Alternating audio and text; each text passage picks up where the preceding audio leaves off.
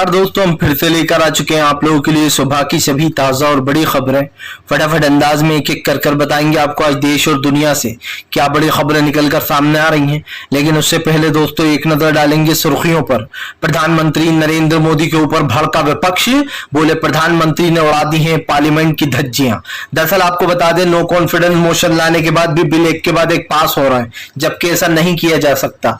वहीं पर अगली बड़ी खबर में हम आपको बताएंगे दोस्तों, प्रधानमंत्री नरेंद्र मोदी के ऊपर राहुल गांधी का तीखा हमला, बोले ये लोग देश को भी बेच सकते हैं सत्ता में वापस आने के लिए। प्रधानमंत्री के ऊपर जमकर गरजे राहुल गांधी। वहीं पर अगली बिग ब्रेकिंग में हम आपको बताएंगे दोस्तों, दरअसल आपको बताते चले, प्रधानमंत्री नरेंद्र मोदी के ऊपर गरजे संजय सिंह, बोले प्रधानमंत्री इधर उधर नाचना बंद कर दें। इंडिया नाम सुनते से ही, जब से 26 दल का गठबंधन बना है तब से पीएम मोदी इंडिया के की ही धज्जियां उड़ा रहे हैं, उसके नाम को बदनाम कर रहे हैं। वहीं पर अगली बड़ी खबर में हम आपको बताएंगे दोस्तों, दरअसल आपको बताते चले, स्पीकर के ऊपर मल्लिकार्जुन खड़गे का बड़ा हमला, बोले फिलहाल स्पीकर ही रूल्स तोड़ रहा है पार्लियामेंट के। बताएंगे ओम बिरला क्यों दोस्तों बीजेपी की पूंछ बने हुए हैं। वहीं पर अगली बड़ी खबर में हम आपको बताएंगे दोस्तों, दरअसल आपको बताते चले, भारतीय जनता पार्टी के ऊपर जमकर गरजी ममता बनर्जी, बोले पार्लियामेंट को बीजेपी नहीं चलने दे रही है, वो नहीं चाहती कि विपक्ष एकजुट हो। बताएंगे आखिरकार मणिपुर पर क्यों लगातार बीजेपी घेर रही है। वहीं पर दोस्तों राजस्थान के सर्वे ने भाजपा की उड़ाई नींदें, अशोक गहलोत बने नंबर 1 पसंद। बताएंगे आखिरकार इस सर्वे में क्या कुछ बताया गया है। वहीं पर अगली बड़ी खबर में हम आपको बताएंगे दोस्तों, दरअसल आपको बताते चले, लोकसभा और राज्यसभा की कार्रवाई सोमवार तक स्थगित होने के ऊपर भड़के अखिलेश यादव, बीजेपी को जमकर घेरा। बताएंगे क्या कुछ बोला है। वहीं पर अगली बड़ी खबर में हम आपको बताएंगे दोस्तों, आ गई राहुल गांधी और तमाम विपक्ष की बैठक की अगली तारीख।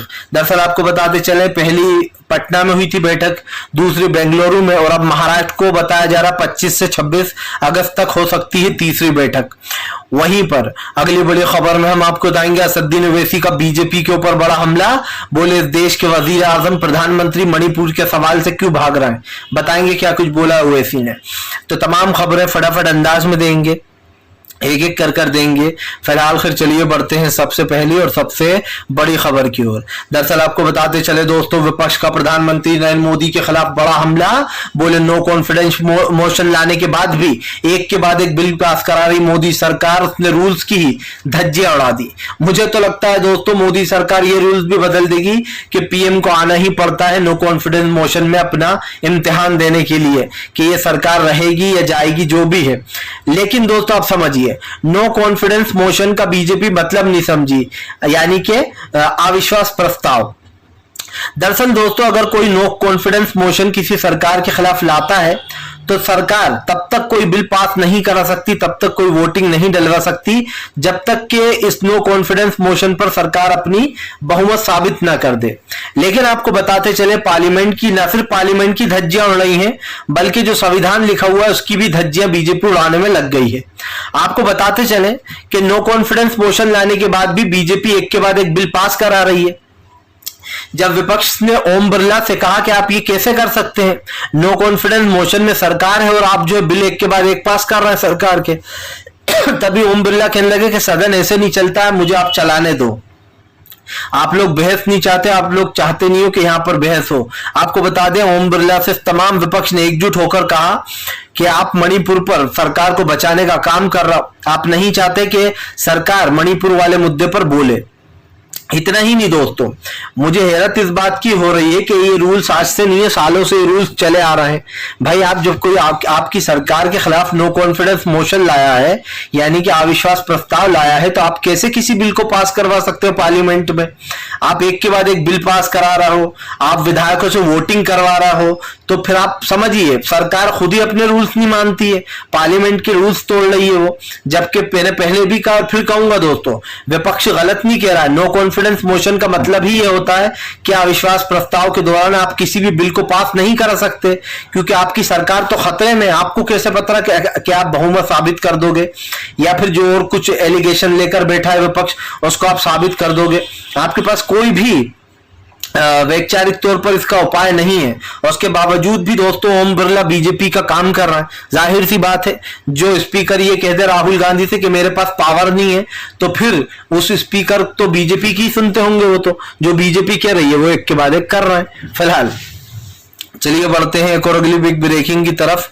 बता दो तो अगली जो बड़ी खबर निकल कर आ रही है, आपको बताते चले, प्रधानमंत्री नरेंद्र मोदी के ऊपर गरजे संजय सिंह, बोले इधर इधर घुमेरिया डांस करना बंद कर दे प्रधानमंत्री।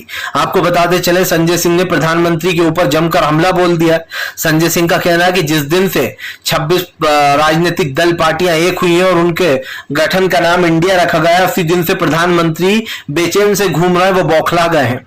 आपको बता दें संजय सिंह ने कहा कि प्रधानमंत्री इतने बौखला गए इंडिया नाम सुनकर कि वो इंडिया की ही एक तरीके से इंडिया का अपमान करे जा रहा है। कभी वो इंडिया को आतंकवादी से कंपेयर कर देते हैं इंडिया नाम को, तो कभी जो है यहाँ पर कहते हैं कि कई संगठनों का नाम इंडिया था, कभी चीटर बता देते हैं।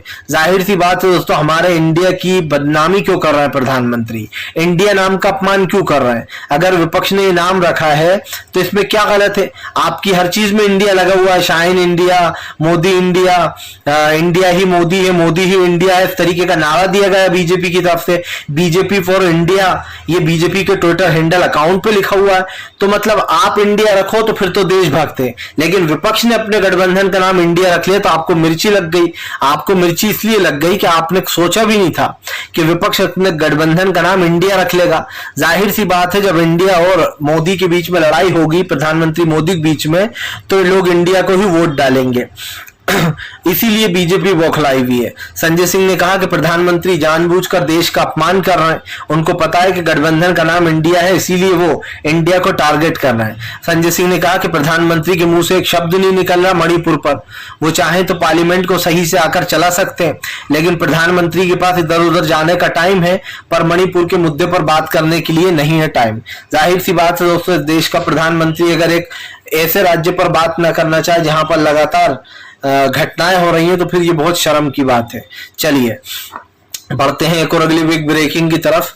बता दोस्तों अगली जो बड़ी खबर निकल कर आ रही है, आपको बताते चले दोस्तों, संसद में जोरदार हंगामा, लोकसभा राज्यसभा की कार्रवाई हुई सोमवार तक के लिए स्थगित, भड़का विपक्ष।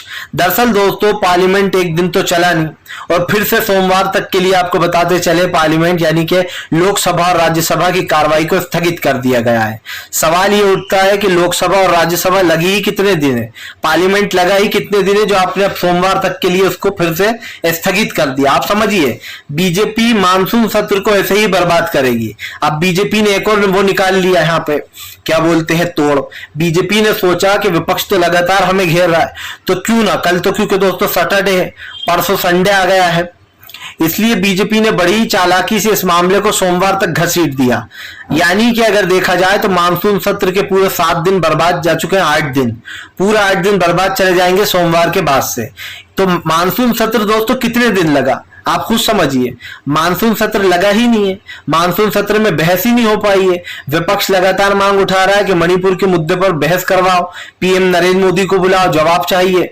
यहां तक कि नो कॉन्फिडेंस मोशन तक लाया गया, यानी कि अविश्वास प्रस्ताव। उसके बावजूद भी अगर बीजेपी इस तरीके की घटिया हरकतें कर रही है तो फिर ये मानना गलत नहीं है दोस्तों कि बीजेपी सदन चलाने में इंटरेस्टेड नहीं है।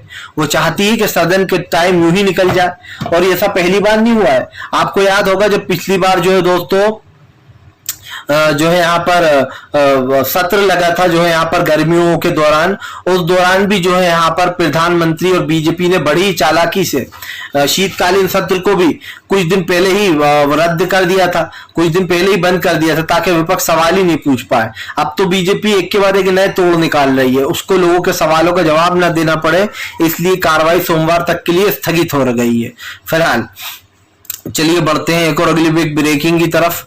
बता दोस्तों अगली जो बड़ी खबर निकल कर आ रही है, आपको बताते चले दोस्तों, प्रधानमंत्री नरेंद्र मोदी को लगा बड़ा झटका, अशोक गहलोत बनेंगे राजस्थान में सबसे बड़ा चेहरा।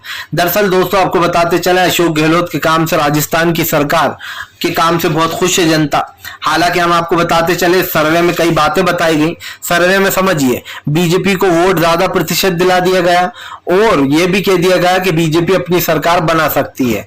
दरअसल दोस्तों राजस्थान का रिवाज भी कुछ हिमाचल की तरह ही है, हर 5 साल में वहां पर सरकार बदलती रहती है।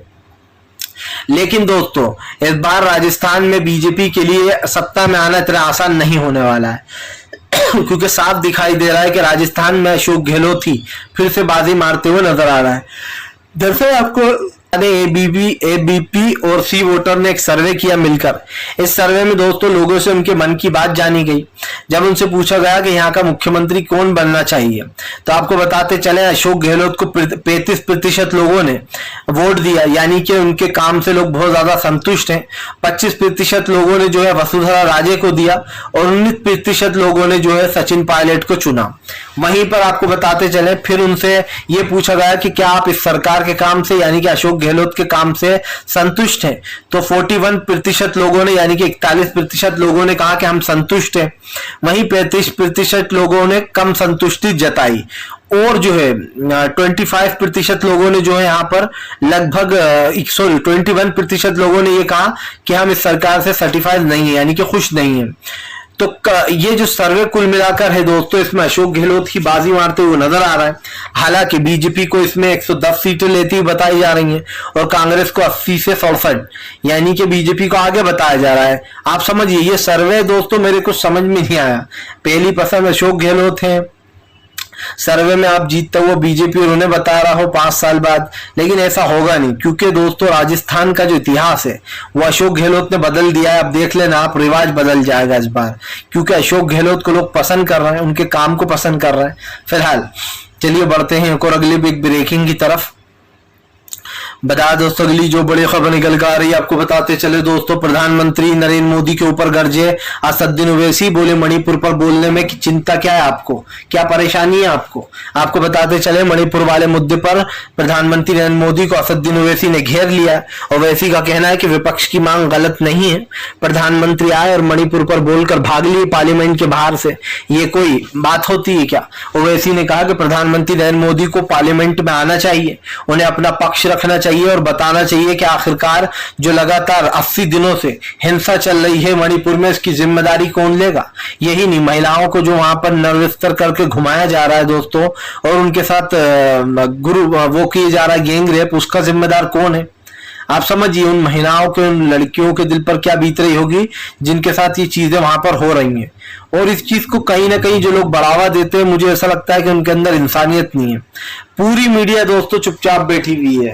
अगर अभी तक किसी कांग्रेस शासित राज्य में यह हरकत हो जाती तो पूरी गोदी मीडिया सर पर उठा लेती, इस न्यूज को खूब चलाती। लेकिन प्रधानमंत्री नरेंद्र मोदी को बचाने के लिए पूरी गोदी मीडिया मणिपुर के मुद्दे को खा गई है। वो मणिपुर के मुद्दे को सिर्फ थोड़ा बहुत ही बता रही है और कई चैनल तो ऐसे जो बिल्कुल बता ही नहीं रहे हैं।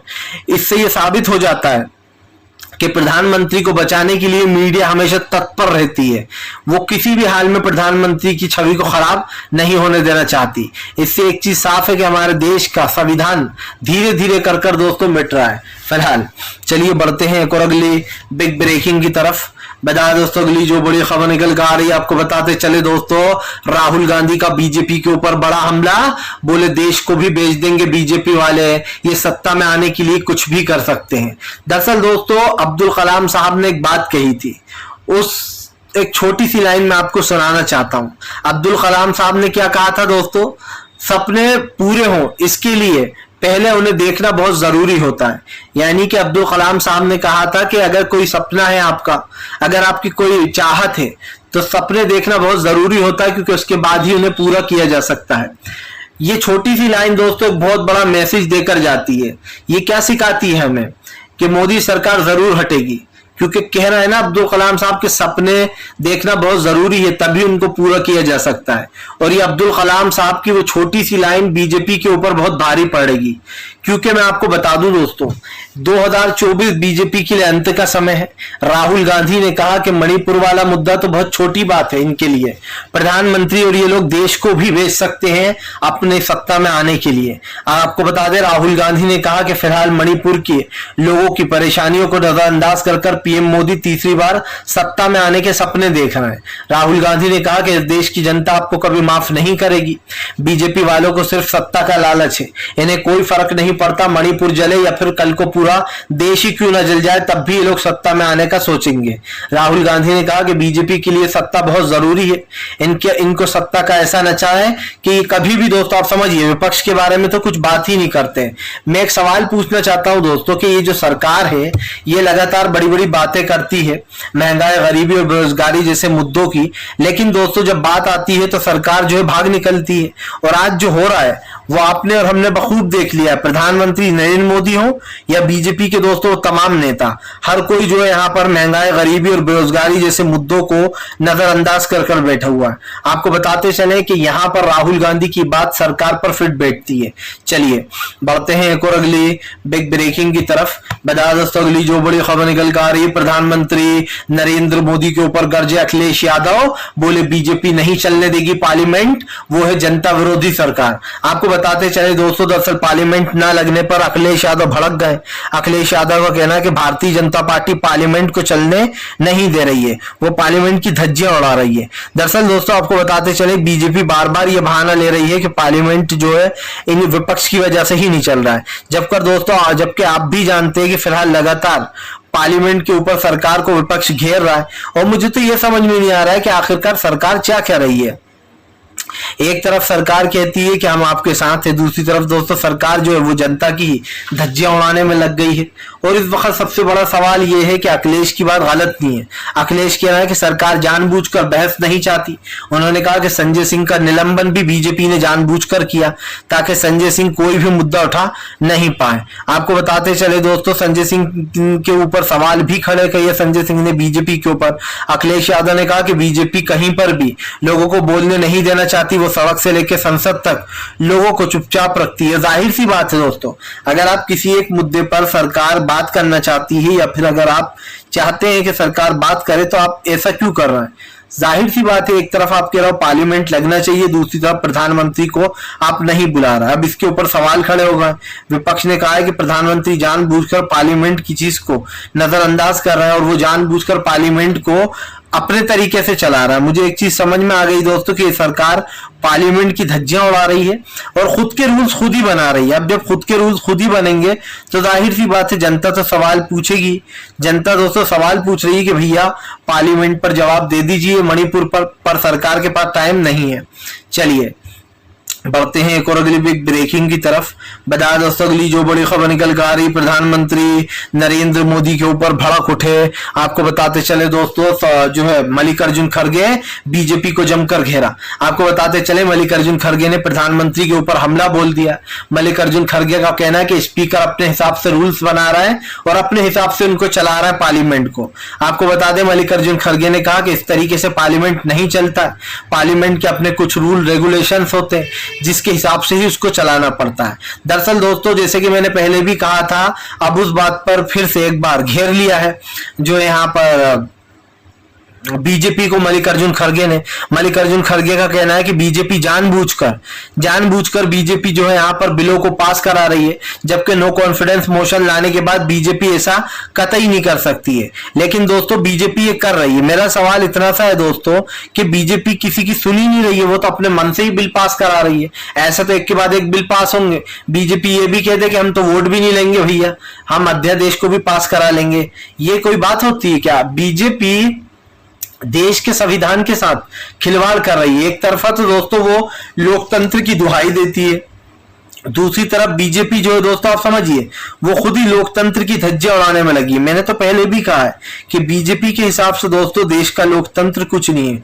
बीजेपी सिर्फ लोकतंत्र का मजाक बना रही है और कुछ नहीं। और ये आप भी जानते हैं दोस्तों कि ये क्यों हो रहा है। भारतीय जनता पार्टी को दोस्तों सिर्फ और सिर्फ एक चीज आती है और वो है दादागिरी दिखाना। वो हर चीज में दादागिरी दिखाती है। उसके हिसाब से नो कॉन्फिडेंस मोशन भले ही लाया गया हो लेकिन ये बिल पास कराएंगे, वोटिंग डलवाएंगे, जबकि ये संविधान के खिलाफ है। आप जब तक सरकार अपनी बहुमत साबित नहीं कर देती तब तक आप किसी बिल को पास नहीं करा सकते।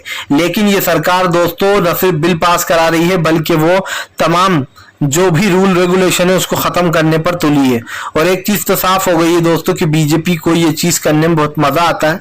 तभी तो बीजेपी सोचती है अरे सत्ता तो हमारी, ये लोग क्या कर लेंगे, और अपने हिसाब से दोस्तों रूल रेगुलेशन बना रही है। तो मुझे एक चीज समझ में